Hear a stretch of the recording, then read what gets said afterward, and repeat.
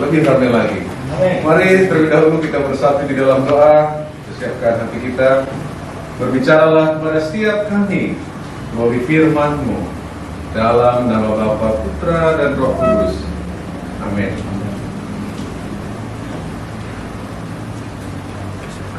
Minggu lalu kita terakhir membaca dari Musa. Musa berkata, jika engkau sendiri tidak membimbing kami, janganlah suruh kami berangkat dari sini. Musa tahu bahwa satu-satunya cara agar perjalanannya berhasil dan beruntung adalah penyertaan Tuhan. Di perjanjian baru, Tuhan tidak hanya berjanji menyertai, Tuhan memberikan Roh Kudus-Nya, dan dikatakan, jika kamu menerima Roh Kudus, maka kamu menerima kuasa. Tapi seringkali kita kehidupan orang percaya seperti tanpa kuasa. Benar ya? Kita seperti tidak berkuasa, powerless. Dan hari ini kita akan belajar dari salah satu tokoh yang juga sangat terkenal di Alkitab, mungkin idola kita, yaitu Daud. Ya, kita belajar dari Daud. Next. Nah, tema kita Walk by the Spirit. Ya, ini dari ayat 16 Kitab Galatia yang tadi dibacakan oleh Arman. Ya, Walk by the Spirit. Berjalan di dalam Roh Kudus. Kita akan melihat dari seorang pribadi bagaimana berjalan dalam Roh Kudus. Next. So I say, walk by the Spirit, and you will not gratify the desires of the flesh. Apa artinya? Lihat di Alkitab terjemahan bahasa Indonesia. Atau tanya Miss Novi ya. Jadi kita ambil yang walk by the Spirit, berjalan dengan Roh Kudus. Apa sih artinya berjalan dengan Roh Kudus? Yang pertama, orang yang berjalan dengan Roh Kudus, orang yang bergantung kepada Tuhan. Hidupnya bergantung kepada Tuhan. Kita belajar dari Daud. Next. Di 1 Samuel 16 ayat 13, Samuel mengambil tabung tanduk yang berisi minyak itu dan mengurapi Daud di tengah-tengah saudara-saudaranya. Sejak hari itu dan seterusnya, berkuasalah Roh Tuhan atas Daud. Lalu berangkatlah Samuel menuju Rama. Dan kita tahu waktu Daud diurapi masih sangat muda. Dan ketika itu tentara Israel ketakutan menghadapi apa? Goliat, ya kan? Dan tiba-tiba Daud yang muda ketika disuruh bapaknya ngantar makanan ke abangnya, dia melihat semua tentara ketakutan. Wah, dia tersinggung. Kenapa? Karena kita ini memiliki nama Allah yang besar. Iya kan? Makanya Daud berkata next. Tetapi Daud berkata kepada orang Filistin, engkau mendatangi aku dengan pedang dan tombak dan lembing, tetapi aku mendatangi engkau dengan nama Tuhan semesta Allah, Allah segala barisan Israel yang kau tantang itu semua. Next. Hari ini juga Tuhan akan menyerahkan engkau ke dalam tanganku, dan aku akan mengalahkan engkau dan memenggal kepalamu dari tubuhmu. Hari ini juga aku akan memberikan mayatmu dan mayat tentara orang Filistin kepada burung-burung di udara dan kepada binatang-binatang liar, supaya seluruh bumi tahu bahwa Israel mempunyai Allah. Next. Dan supaya segenap jemaah ini tahu bahwa Tuhan menyelamatkan bukan dengan pedang dan bukan dengan lembing. Dia gak peduli mau cara Tuhan bagaimana, tapi saya percaya Tuhan akan menyelamatkan. Kira-kira begitu. Sebab di tangan Tuhanlah pertempuran, dan Ia pun menyerahkan kamu ke dalam tangan kami. Padahal waktu itu semuanya gemetaran, abangnya gemetaran, semuanya ketakutan terhadap Goliat. Tapi orang yang memiliki Roh Tuhan, dia memiliki confidence. Kenapa? Karena confidence-nya bukan pada dirinya, tetapi kepada Tuhan. Dia bergantung kepada Tuhan. Karena cepat atau lambat, saudara dan saya akan menghadapi Goliat. Atau ada berapa banyak yang sedang menghadapi Goliat hari-hari ini? Goliat berbicara masalah keuangan, teman hidup, masa depan, dan lain sebagainya. Seperti Daud, kita bisa juga ketakutan melihat Goliat yang sedang kita hadapi. Tapi Goliat diurapi dengan rohnya Tuhan, sehingga dia melihat masalahnya berbeda. Dia memiliki confidence yang daripada Tuhan, sehingga waktu dia melihat Goliat, dia melihat berbeda dari semua tentara Israel. Dia katakan, pada hari ini juga Tuhan akan menyerahkanmu kepada kami. Saya nggak tahu mau dengan pedang atau dengan lembing. Kita tahu ya, bukan dengan pedang ya, tapi dengan ketapel ya, dengan ketapel, dengan alih-alih ya, dia mengalahkan Goliat.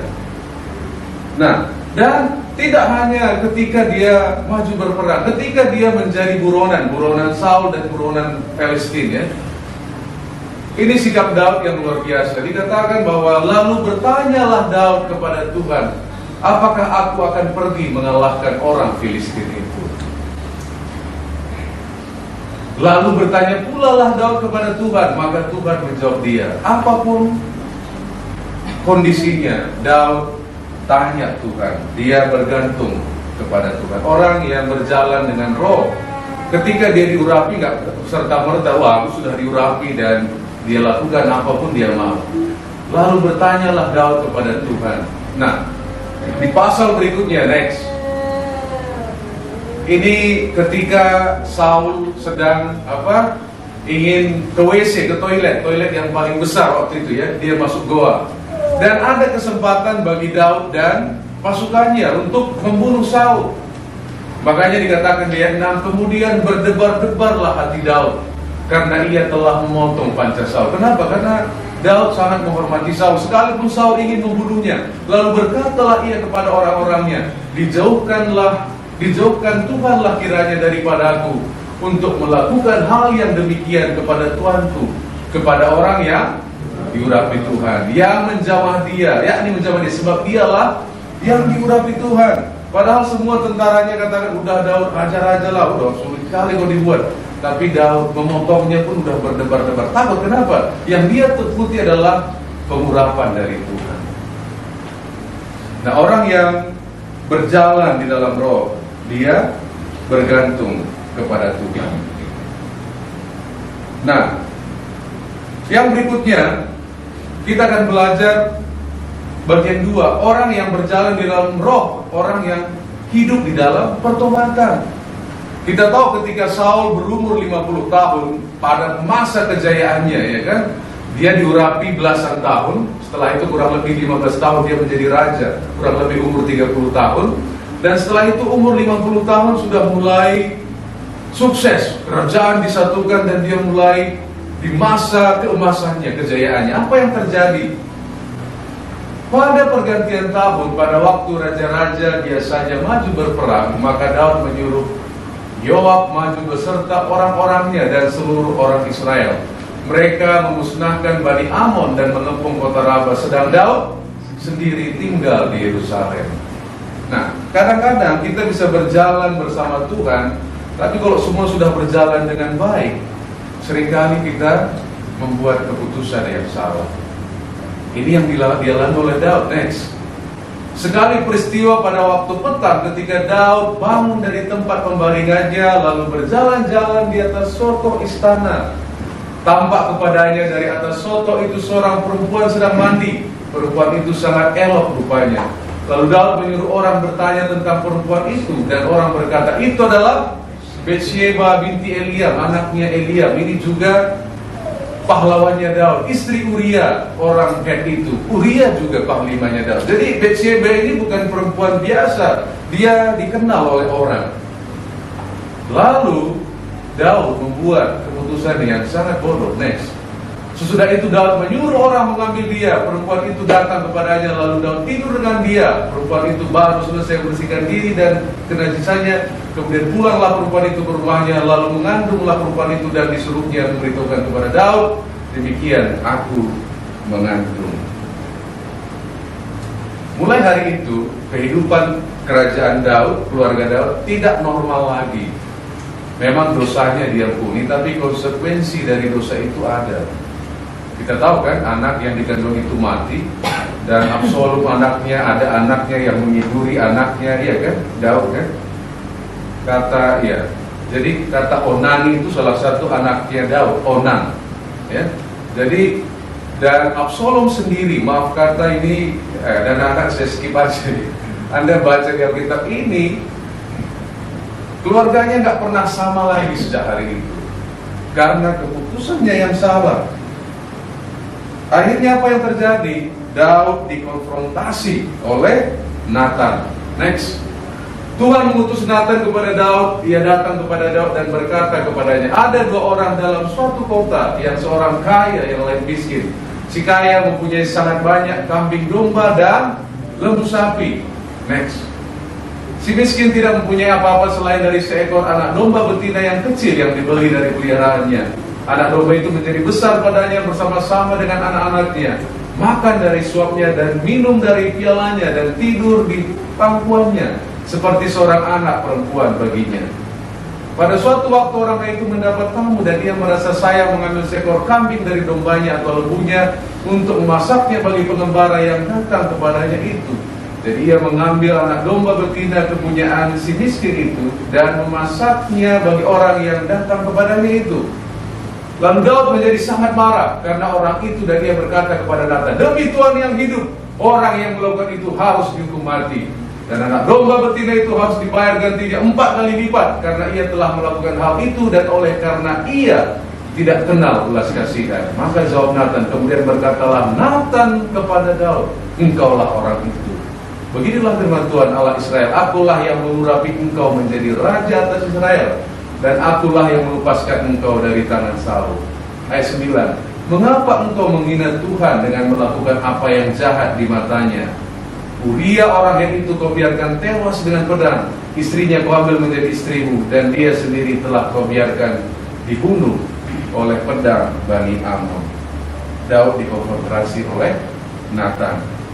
Nah, salah satu tanda orang yang berjalan di dalam roh ketika dia berdosa dikonfrontasi, ada penyesalan. Ya, ketika seorang raja diberitahukan Daud, nah ini Daud uniknya, dia menerima apa yang dikatakan oleh Nathan. Malahan di Mazmur 32, next. Selama aku berdiam diri, tulang-tulangku menjadi lesu karena aku mengeluh sepanjang hari. Sebab siang malam tanganmu menekan aku dengan berat, susumku menjadi kering seperti oleh teriknya musim panas. Dosaku kuberitahukan kepadamu dan kesalahanku tidaklah kusembunyikan. Aku berkata, aku akan mengaku kepada Tuhan pelanggaran-pelanggaranku, dan engkau mengampuni kesalahan karena dosaku. Kalau kita berjalan dengan Roh Kudus, salah satunya adalah ketika kita berdosa ada rasa bersalah. Kalau saudara berkata, saya sudah nggak ada lagi rasa bersalah, maka saya sangat takut kepada Anda. Kenapa? Karena nggak takut lagi, nggak ada lagi gitu ya. Udah biasa aja sih gitu. Jadi hari ini perlu kita dipenuhi, nggak ada lagi rasanya gitu. Nah, seorang Raja Daud ketika dikonfrontasi ya oleh Nathan, dia bertobat. Pertanyaan saya, kita punya Nathan nggak dalam hidup kita? Seringkali ya, kalau teman kita salah, kita juga takut menegur. Kenapa? Daripada dia nggak suka sama saya. Kenapa? Karena kita lebih pengen kita nyaman.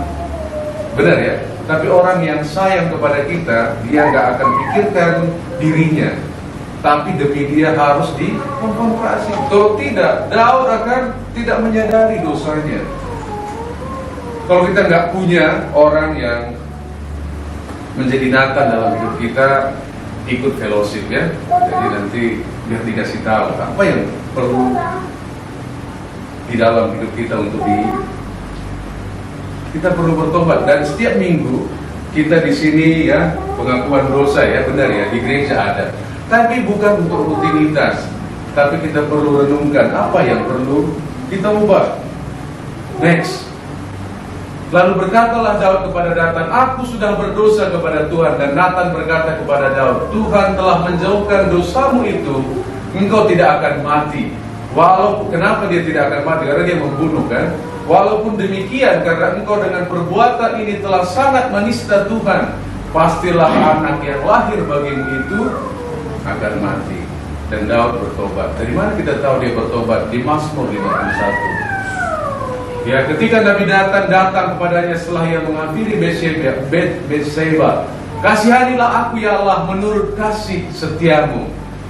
Jadi minta pengampunan itu bukan berdasarkan perbuatan kita. Daud tahu itu, menurut kasih setiamu. Hapuskanlah pelanggaranku menurut rahmatmu yang besar.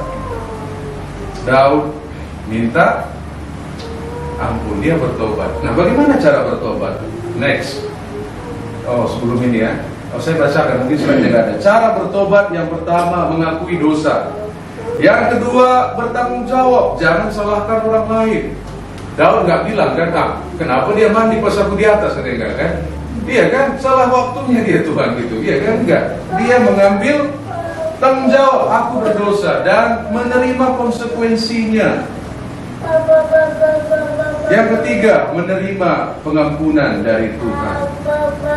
Nah, pengampunan kita bukan bergantung kepada perbuatan kita, tetapi bergantung kepada kasih karunia rahmat Tuhan. Nah, di 2 Korintus 7 ayat 10, sebab duka cita menurut kehendak Allah menghasilkan pertobatan yang membawa keselamatan dan yang tidak akan disesalkan, tetapi duka cita yang dari dunia ini menghasilkan kematian. Kisah Para Rasul 11 ayat 18. Jadi kepada bangsa-bangsa lain juga Allah mengaruniakan pertobatan yang memimpin kepada hidup. Di 1 Yohanes, next. Jika kita mengaku dosa kita, maka Ia adalah setia dan adil, sehingga Ia akan mengampuni segala dosa kita dan menyucikan kita dari segala kejahatan. Mungkin hari ini kita nggak bergumul seperti dosa perzinahan. Mungkin kita masih bergumul dengan dosa berbohong, gosip, dan lain sebagainya. Kalau kita nggak merasa bersalah lagi, perlu datang kepada Tuhan. Ya, ping away, next. Berkata demikian, the Christian who has stopped repenting has stopped growing. Orang Kristen yang berhenti bertobat, berhenti bertumbuh. Kalau bahasa karonya, tadi arah lebih, ketinggalan di depan, nggak ada lagi yang mau dibuat, gitu kan? Nah, tapi orang Kristen yang mau bertobat akan terus bertumbuh. Hari ini mungkin kita nggak bergumul seperti Daud, mungkin ada area-area yang lain. Setiap hari kita diingatkan meminta ampun kepada dosa, minta ampun kepada Tuhan. Ini bukan rutinitas saja yang kita lakukan untuk memenuhi ibadah kita, tapi untuk kita renungkan apa yang perlu kita ubah. Kemarin saya kalau makan sama anak-anak saya di luar, saya bawa handphone, mereka makan, saya asik juga dengan handphone saya. Terakhir saya mulai bertobat dalam hal ini, apa gunanya juga ya, di rumah juga sama gitu kan. Saya tinggalkan di mobil, makan, ya ngomong sama mereka, ada waktu bersama mereka. Mungkin area-area yang lain yang kita perlu bertobat, renungkan. Karena kalau kita berhenti bertobat, kita akan berhenti bertumbuh. Yang ketiga, orang yang berjalan di dalam roh adalah orang yang hidupnya menyembah. Karena pertobatan membawa kita kepada penyembahan. Di Mazmur 51, next. Ketika Daud bertobat, biarlah aku mendengar kegirangan dan sukacita, biarlah tulang yang terumukkan bersorak-sorak kembali. Jadikanlah hatiku tahir ya Allah, dan perbaharuilah batinku dengan roh yang teguh. Janganlah membuang aku dari hadapanmu, dan janganlah mengambil rohmu yang kudus dari padaku. Ayat 15-17, next. Maka aku akan mengajarkan jalanmu kepada orang-orang yang melakukan pelanggaran, supaya orang-orang berdosa berbalik kepadamu. Nah, ini arti bertobat ya. Bertobat itu tadinya mengikuti keinginan diri sendiri, berbalik mengikuti keinginan Tuhan. Ya Tuhan, bukalah bibirku supaya mulutku memberitakan puji-pujian kepadamu. Ayat 19. Korban sembelihan kepada Allah ialah jiwa yang hancur, hati yang patah dan remuk, tidak akan kau pandang hina ya Allah. Mungkin pagi hari ini kita ada area yang kita mau masih bergumul di dalamnya. Tuhan, aku masih jatuh dalam dosa ini, tolong Tuhan lepaskanlah aku. Kenapa? Pertobatan memimpin kepada kehidupan. Pertobatan memimpin kepada penyembahan. Dan pada akhir hidupnya, di Kisah Para Rasul 13, saya bacakan untuk kita. Tuhan bilang begini tentang Daud. Tentang Daud, Allah, Kisah Para Rasul 13 ayat 22, menyatakan, aku telah mendapat Daud bin Isai, seorang yang berkenan di hatiku, dan yang melakukan segala kehendakku. Pertanyaannya, Daud pernah berdosa nggak? Pernah. Tapi dia datang, dia bertobat kepada Tuhan. Tuhan katakan, Daud ini berkenan di hatiku, bukan karena dia sempurna. Di ayat 36, sebab Daud melakukan kehendak Allah pada zamannya, lalu ia mengangkat dan dibaringkan di samping nenek moyangnya, dan ia memang diserahkan kepada kebinasaan. Nah, sebab Daud melakukan kehendak Allah pada zamannya. Ini zaman kita. Mari datang kepada Tuhan. Ada 3 hal kalau kita ingin berjalan di dalam roh yang kita bisa pelajari dari Daud. Yang pertama, hidup yang bergantung kepada Tuhan. Yang kedua, hidup yang terus bertobat. Yang ketiga, hidup yang menyembah. Sama seperti Musa katakan, jika engkau tidak beserta kami ya Tuhan, kami tidak mau berjalan. Demikian juga Daud, janganlah kiranya mengambil rohmu ya Tuhan. Sebab dia tahu bahwa kemenangannya, berkatnya, semuanya berasal daripada Tuhan. Dan pada akhir hidupnya, Tuhan berkata, wah ini hambaku yang berkenan di hatiku. Saya percaya kita semua juga waktu bertemu Tuhan pengen ya dibilang begitu ya, ini hambaku yang berkenan begitu. Bukan karena kesempurnaan Daud, bukan karena kesempurnaan kita, tapi karena hidup kita bergantung kepada Tuhan.